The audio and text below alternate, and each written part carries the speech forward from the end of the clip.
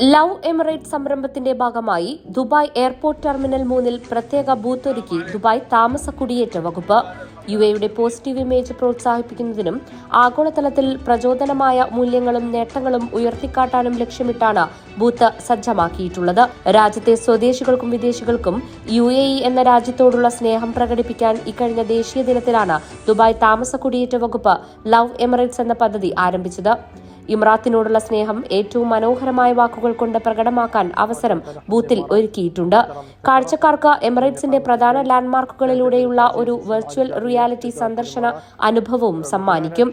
Booth താമസ കുടിയേറ്റ മേധാവി lieutenant general Mohammed Ahmed Al Marri, ഉപമേധാവി major general Obaid Muhair bin Suroor അടക്കമുള്ള ഉന്നത ഉദ്യോഗസ്ഥർ സന്ദർശിച്ചു.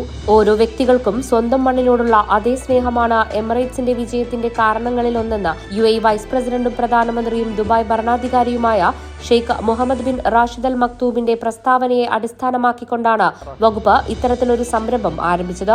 പൊതുജനങ്ങൾക്ക് GDRFA സോഷ്യൽ മീഡിയ അക്കൌണ്ടിലൂടെയും ഈ സംരംഭത്തിന്റെ ഭാഗമാകാൻ കഴിയും. ലവ് യുഎഇ സംരംഭം യുഎയുടെ പ്രധാന സവിശേഷതകൾ എടുത്തു കാണിക്കുന്നു.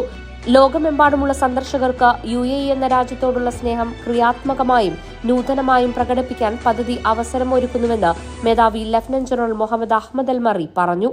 World vision, Dubai.